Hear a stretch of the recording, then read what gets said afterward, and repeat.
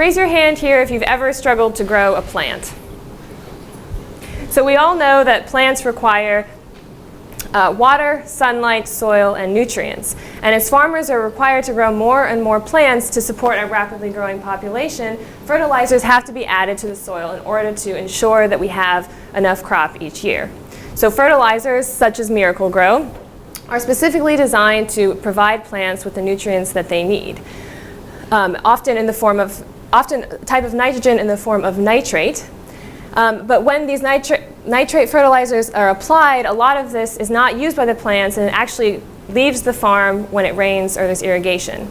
As you can see in this figure, the Mississippi River drains 40% of the continental US, and these nitrate fertilizers actually end up in the Gulf of Mexico. Once the nitrate leaves the farm, it's no longer a miracle, it's actually more of a nuisance because the phytoplankton living down here in the Gulf of Mexico use this nitrate as well, and their populations grow and expand very quickly, causing algal blooms.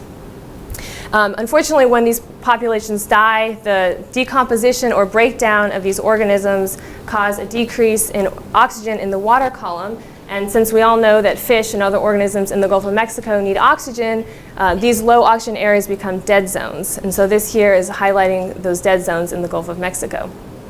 So in this story, nitrate is both a hero for the farmers and a villain in the Gulf of Mexico. And my research aims to understand how coastal wetlands can act as a treatment filter for this river water by removing some of the nitrate from the water.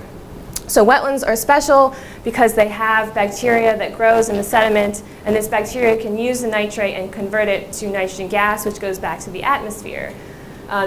This process is called denitrification, which is an important part of what makes wetlands special. Denitrification requires warm water, low oxygen levels, and high organic matter. And so my research is actually trying to understand where these conditions for denitrification occur. And we find that this mostly occurs in areas where water is pooling, so we're trying to understand the hydrodynamics of coastal wetlands. And I use a complex model in order to understand how hydrodynamics are affected by different physical factors such as the river, tides, and winds, and also in terms of vegetation and topography. So this figure on the left is an aerial photograph of our field site, and on the right is nitrate concentrations within that field site. The red indicates high nitrate levels which occur in the channels, and the blue indicates areas of marshes where this water is pooling, and we see a decrease in nitrogen. And this is all really important because we need to understand where we can reduce nitrate. Thank you.